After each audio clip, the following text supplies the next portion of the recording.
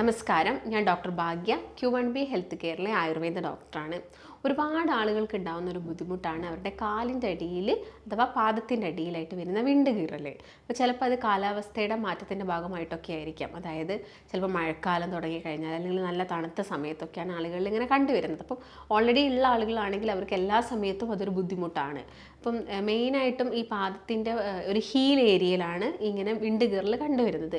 ചില ആളുകൾക്ക് അതെന്തായിരിക്കും പൊട്ടിയിട്ട് അല്ലെങ്കിൽ ഉള്ളിലോട്ട് ആ മാംസം കണ്ടിട്ട് നിങ്ങൾക്ക് നല്ല രീതിയിൽ ബ്ലീഡിങ് ഉണ്ടാവും, ഭയങ്കര നീറ്റൽ പുകച്ചിലായിരിക്കും, ചെരുപ്പുകൾ എല്ലാത്തരം ചെരുപ്പുകളൊന്നും അവർക്ക് ഇടാൻ പറ്റില്ല, ഇങ്ങനെയുള്ള പ്രശ്നങ്ങളൊക്കെ ഉണ്ടാവും. അപ്പം ഈ ഒരു സമയത്ത് നമുക്ക് ചെയ്ത് നോക്കാൻ പറ്റുന്ന കുറച്ച് ഹോം റെമഡീസ്, അതുപോലെ തന്നെ എന്ത് കാരണം കൊണ്ടാണ് നിങ്ങൾക്കിത് വന്നത് എന്നതും കൂടി മനസ്സിലാക്കണം. അപ്പോൾ കാരണങ്ങൾ നോക്കുകയാണെങ്കിൽ ഒരുപാട് കാരണങ്ങളുണ്ട്. അപ്പോൾ ആദ്യം തന്നെ ഞാൻ നേരത്തെ പറഞ്ഞ പോലെ തന്നെ ഇത് വരുന്നത് ഈ ഉപ്പൂറ്റിയുടെ ഭാഗത്താണ്. കാലിൻ്റെ ഉപ്പൂറ്റിയുടെ ഭാഗത്ത് ചെറിയ രീതിയിൽ ആദ്യം ഒരു ഡ്രൈനെസ് ആയിട്ടാണ് വരിക. ഫസ്റ്റ് സ്റ്റേജ് കാണിക്കുന്നത് തന്നെ ഒരു ഡ്രൈഡ്, കാല് ഭയങ്കരമായിട്ട് ഡ്രൈ ആവുക. ഡ്രൈ ആയി കഴിഞ്ഞിട്ട് അവിടുത്തെ തൊലി പതുക്കെ പതുക്കെ പതുക്കെ പൊളിയുന്നതായിട്ട് നിങ്ങൾക്ക് തോലിങ്ങനെ പോകുന്നതായിട്ട് കാണും. പിന്നീട് അവിടെ ഒരു ചെറിയൊരു വിണ്ട് കീറൽ പോലെ, അത് മാംസം ഉള്ളിലോട്ട് കാണില്ല, ചെറിയൊരു വിള്ളൽ പോലെ കാലിൻ്റെ ഭാഗത്ത് കാണും. പിന്നീട് നമ്മളുടെ നടത്തവും കാര്യത്തിൻ്റെ ഒക്കെ ഭാഗമായിട്ട് അത് പൊട്ടിയിട്ടാണ് നല്ല വിണ്ട് കീറലായിട്ട് കണ്ടുവരാറ്. അപ്പം ഇങ്ങനെയുള്ള ആളുകളുടെ കാല് നമ്മൾ നോക്കുകയാണെങ്കിൽ പൊതുവേ കുറച്ചൊരു ഡ്രൈനെസ് കൂടുതലായിരിക്കും.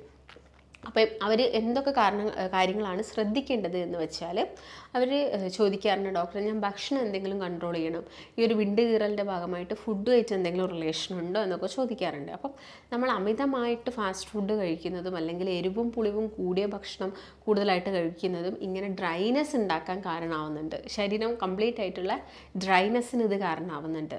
അതുപോലെ തന്നെ നമ്മൾ ഈ എരിവും പുളിവും കൂടിയ ഫുഡുകൾ കൂടുതലായിട്ട് കഴിച്ചു കഴിഞ്ഞാൽ ഓൾറെഡി വിണ്ട് കീറലുള്ള വ്യക്തികളാണെങ്കിലും അവർക്ക് ആ ഭാഗത്ത് പുകച്ചിലും കാര്യങ്ങളൊക്കെ വരാനും ചാൻസസ് കൂടുതലാണ്. അപ്പം അതിന് വലിയൊരു റീസൺ ഉണ്ട്. അപ്പം നിങ്ങളിങ്ങനെ അമിതമായിട്ട് ഫാസ്റ്റ് ഫുഡ്, ഹോട്ടൽ ഫുഡൊക്കെ കഴിക്കുന്ന വ്യക്തികളാണെങ്കിൽ അതിൻ്റെ ഉപയോഗം പരമാവധി കുറയ്ക്കാം.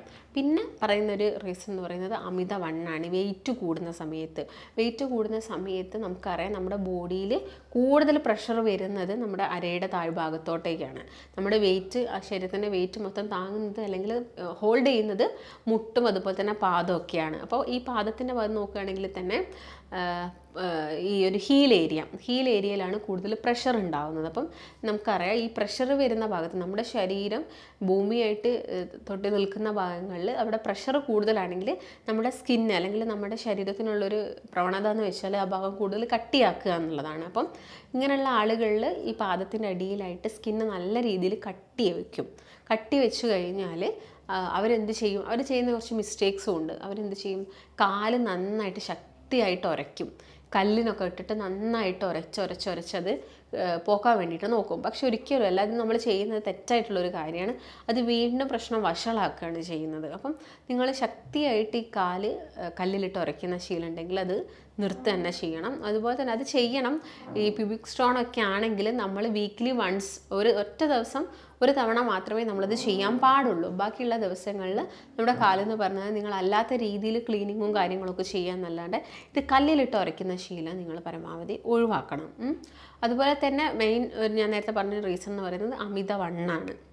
അപ്പം അമിതവണ്ണമുള്ള ആളുകളിൽ ഈ പാദത്തിലൊക്കെ നല്ല എന്തായിരിക്കും തടിയും നീരും ഒക്കെ വന്ന് കിടക്കും. അപ്പം അവരുടെ കാലിൻ്റെ അടിയിലും ഇങ്ങനെ വിള്ളലുണ്ടാവാനുള്ള ചാൻസസ് ഉണ്ട്. അപ്പം അവർക്ക് എക്സ്റ്റേണൽ അപ്ലിക്കേഷൻസോ കാര്യങ്ങളൊക്കെ ചെയ്യാം.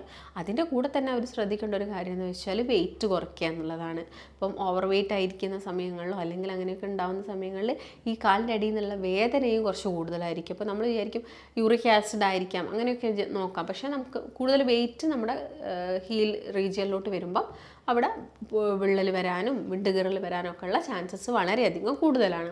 അപ്പം അത് നിങ്ങളൊന്ന് നോക്കിയിട്ട് വെയിറ്റ് കുറയ്ക്കാനുള്ള കാര്യങ്ങളൊക്കെ ചെയ്യാം. പിന്നെ ഒരു റീസൺ എന്ന് പറയുന്നത് ഡീഹൈഡ്രേഷനാണ്.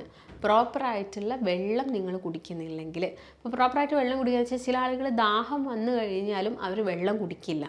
അങ്ങനെ ഒരു സിറ്റുവേഷൻസ് ഉണ്ടാവാറുണ്ട്. അപ്പോൾ നമ്മളിങ്ങനെ പറയും 1 ലിറ്റർ 2 ലിറ്റർ വെള്ളം കുടിക്കണം എന്ന്. അപ്പം അതിലുപരി നിങ്ങൾ ശ്രദ്ധിക്കേണ്ട ഒരു കാര്യം, നിങ്ങൾക്ക് ദാഹം വരുന്ന സമയത്ത് നിങ്ങൾ മാക്സിമം വെള്ളം കുടിക്കാൻ വേണ്ടിയിട്ട് നോക്കുക.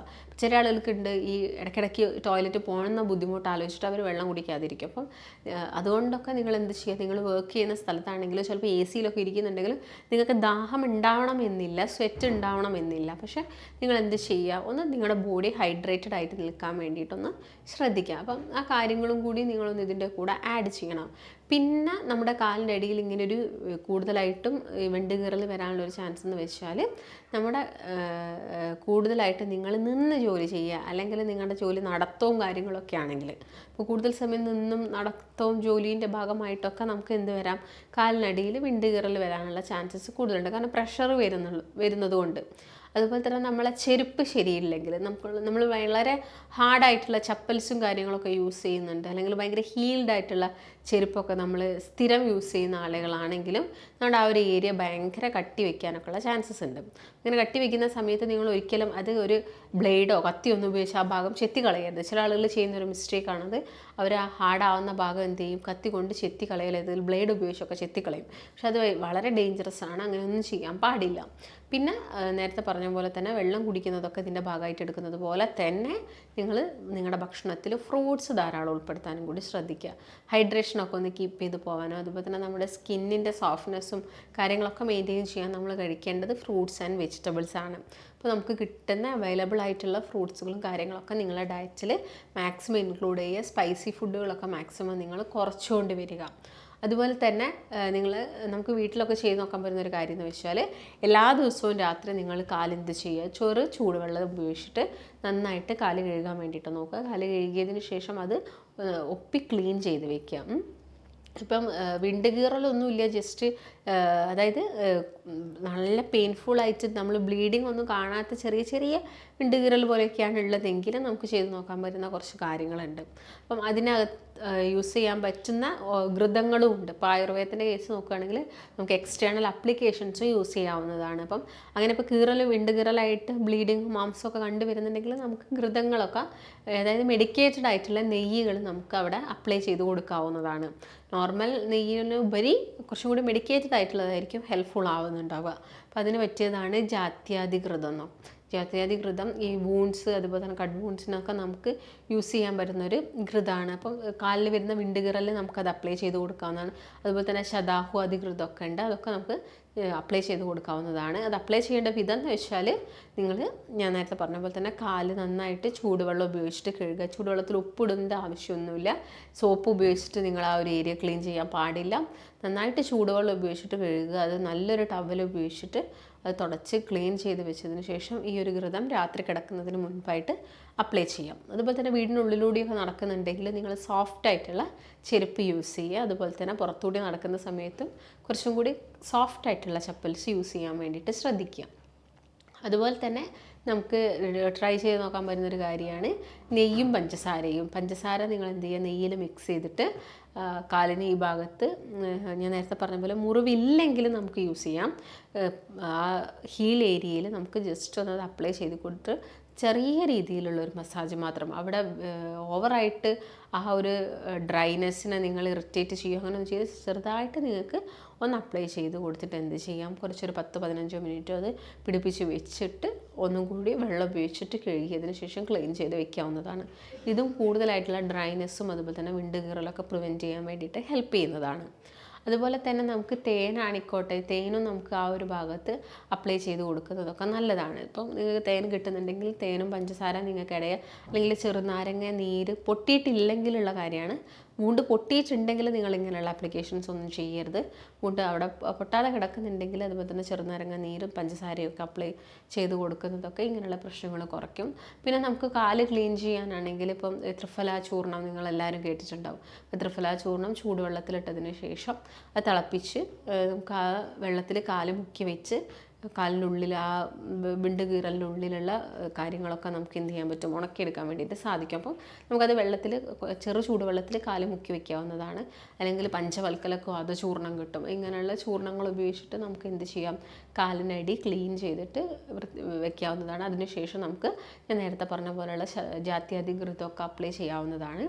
അല്ലെങ്കിൽ നോർമലി ഇപ്പോൾ ഞാൻ നേരത്തെ പറഞ്ഞ പോലെ വൂണ്ടൊന്നും പ്രോപ്പറായിട്ട് ആയിട്ടില്ലെങ്കിൽ നമുക്കവിടെ തേനോ അല്ലെങ്കിൽ ശർക്കരയോ നെയ്യോ അല്ലെങ്കിൽ പഞ്ചസാരയോ മിക്സ് ചെയ്തിട്ട്, ശർക്കരയില്ല പഞ്ചസാര അല്ലെങ്കിൽ തേൻ മിക്സ് ചെയ്യുക, പഞ്ചസാര അല്ലെങ്കിൽ ലൈം ജ്യൂസ് മിക്സ് ചെയ്തിട്ട് ആ ഒരു ഏരിയയിൽ അപ്ലൈ ചെയ്ത് കൊടുക്കാവുന്നതാണ്. അപ്പോൾ ഇങ്ങനെ നിങ്ങളൊക്കെ ചെയ്യുകയാണെങ്കിൽ നമുക്ക് ഈ ഇടയ്ക്കിടയ്ക്ക് വരുന്ന ഈ കാലിന് വരുന്ന ബുദ്ധിമുട്ടുകളൊക്കെ നമുക്ക് കുറച്ചെടുക്കാവുന്നതാണ്. അതുപോലെ തന്നെ ഡ്രൈനെസ് കുറയ്ക്കാൻ നമ്മൾ ഭക്ഷണത്തിൽ ഒരുപാട് കാര്യങ്ങൾ ശ്രദ്ധിക്കണം. നമുക്ക് ഞാൻ നേരത്തെ പറഞ്ഞ പോലെ തന്നെ ഫ്രൂട്ട്സുകളെല്ലാം തന്നെ കഴിക്കുക. നിങ്ങൾ വാട്ടർ കണ്ടൻറ്റ് കൂടുതലായിട്ടുള്ള വാട്ടർമെലൺ, പൈനാപ്പിൾ പോലുള്ള ജ്യൂസുകൾ നിങ്ങളെ ഭക്ഷണത്തിൽ ഉൾപ്പെടുത്തുക. ഫ്രൂട്ടായിട്ട് കഴിക്കാൻ മാക്സിമം നോക്കുക. അത് ജ്യൂസാക്കി കഴിക്കുന്ന സമയത്ത് മറ്റുള്ള ആരോഗ്യ പ്രശ്നങ്ങൾ നമ്മൾ നോക്കുന്ന സമയത്ത് നമുക്ക് കൂടുതൽ ഫൈബേഴ്സ് നമ്മുടെ ശരീരത്തിലോട്ട് കിട്ടണമെന്നില്ല. അപ്പം ആ ഒരു കാര്യം ശ്രദ്ധിച്ചിട്ട് വേണം ഫ്രൂട്ട്സ് കഴിക്കേണ്ടത്. പിന്നെ കൂടുതലായിട്ടും ഗ്ലൈസിമിക് ഇൻഡെക്സ് ഉള്ള ഫ്രൂട്ട്സുകൾ കഴിക്കാതിരിക്കുന്നതാണ് എപ്പോഴും നല്ലത്. അതായത് പഞ്ചസാര കൂടുതലായിട്ടുള്ള, ഇപ്പം ചിക്കു പോലുള്ള ഫ്രൂട്ട് കൂടുതലായിട്ട് കഴിക്കാം, അല്ലെങ്കിൽ മറ്റേതെങ്കിലും മധുരമുള്ള ഫ്രൂട്ട്, നല്ല പഴുത്ത ഫ്രൂട്ട്സൊക്കെ കഴിക്കുന്ന സമയത്ത് അവിടെ ഗ്ലൈസിമിക് ഇൻഡെക്സ് ആണ് കൂടുന്നത്. അപ്പം ഗ്ലൈസിമിക് ഇൻഡെക്സ് കൂടി കഴിഞ്ഞാലും നമുക്കിപ്പം വിണ്ടുകീറൽ ഉണ്ടെങ്കിലും ഒരു മുറിവുണ്ടെങ്കിലൊക്കെ അത് ഇച്ചിരി ഉണങ്ങാനൊക്കെ ഇച്ചിരി ബുദ്ധിമുട്ട് തന്നെയാണ്. അപ്പം അതൊക്കെ നോക്കുക. അതുപോലെ തന്നെ മറ്റെന്തെങ്കിലും അനുബന്ധ പ്രശ്നങ്ങൾ, ഇപ്പോൾ ഡയബറ്റീസ് ഉള്ള ആളുകളൊക്കെ ആണെങ്കിലും ഇങ്ങനെ വിണ്ടുകീറലൊക്കെ വന്നു കഴിഞ്ഞാൽ അവർക്കത് ഇച്ചിരി ഉണങ്ങിയെടുക്കാനും കംപ്ലീറ്റ് ആയിട്ട് മാറാനും ഒക്കെ ഇത്തിരി പാടുള്ളൊരു കാര്യമാണ്. അപ്പം നമ്മൾ പ്രോപ്പറായിട്ടുള്ള എന്ത് ചെയ്യണം, നമ്മുടെ കാലിനാണെങ്കിലും പാദത്തിനാണെങ്കിലും കെയർ കൊടുത്താൽ മാത്രമേ നമുക്ക് കംപ്ലീറ്റ് ആയിട്ടുള്ള ഒരു റിക്കവറി കിട്ടത്തുള്ളൂ. അപ്പം നമ്മൾ ശ്രദ്ധിക്കുക തന്നെ വേണം. പിന്നെ ഈ പൊടി മണ്ണ് ആയിട്ട് കൂടുതലായിട്ടും നിങ്ങൾ ബന്ധപ്പെടുന്നതൊക്കെ കുറയ്ക്കാം. ഇപ്പോൾ പുറത്തൊക്കെ പോകുന്ന സമയത്ത് മാക്സിമം അത് ആ ഒരു ഏരിയ എന്ത് ചെയ്യുക, പ്രൊട്ടക്റ്റ് ചെയ്യുക. അല്ലെങ്കിൽ വന്നതിന് ശേഷം നല്ല ക്ലീൻ ചെയ്ത് വെക്കാനൊക്കെ നോക്കണം. അല്ലെങ്കിൽ നമ്മളത് കൂടുതലായിട്ട് വെക്കുന്ന സമയത്ത് ഈ പൊടി ഒക്കെ അടിച്ച് കഴിഞ്ഞാൽ അവിടെ വീണ്ടും ഇൻഫെക്ഷൻ വരാനും വിണ്ടുകീറൽ കൂടുതലായിട്ടും വഷളാവാനൊക്കെ ഉള്ള ചാൻസസ് ഉണ്ട്. അപ്പം ഇത് വന്നു കഴിഞ്ഞാൽ ഒരുപാട് ബുദ്ധിമുട്ടാണ്.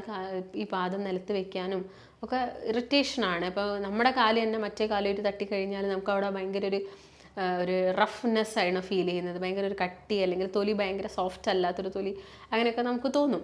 അപ്പോൾ എന്ത് ചെയ്യുക, മാക്സിമം നിങ്ങൾ അങ്ങനെയൊക്കെ വരുന്ന സമയത്ത് കാല് പ്രൊട്ടക്റ്റ് ചെയ്യുക. അതിന് മുൻപായിട്ടുള്ള ഇങ്ങനെയുള്ള കാര്യങ്ങളൊക്കെ ഒന്ന് നിങ്ങളുടെ ഭക്ഷണത്തിൽ ശ്രദ്ധിക്കുക. അതുപോലെ തന്നെ എക്സ്റ്റേണൽ അപ്ലിക്കേഷൻ കാര്യങ്ങളൊക്കെ ഒന്ന് നിങ്ങൾ ശ്രദ്ധിക്കുകയാണെങ്കിൽ ഈ പ്രശ്നം നമുക്ക് പ്രിവെൻറ്റ് ചെയ്യാൻ പറ്റുന്നതാണ്. അപ്പോൾ നിങ്ങളും ഇങ്ങനെയുള്ള ബുദ്ധിമുട്ട് കാരണം ഒരുപാട് കാലമായിട്ട് ഇരിക്കുന്ന ആളുകളൊക്കെ ആണെങ്കിൽ നിങ്ങൾക്ക് കൺസൾട്ടേഷൻ അത്യാവശ്യമായിട്ടുണ്ടെങ്കിൽ താഴെ കാണുന്ന നമ്പറിൽ കോൺടാക്റ്റ് ചെയ്യാവുന്നതാണ്. നമുക്ക് മറ്റൊരു നല്ല ഹെൽത്ത് ടോപ്പിക്കായിട്ട് വീണ്ടും കാണാം.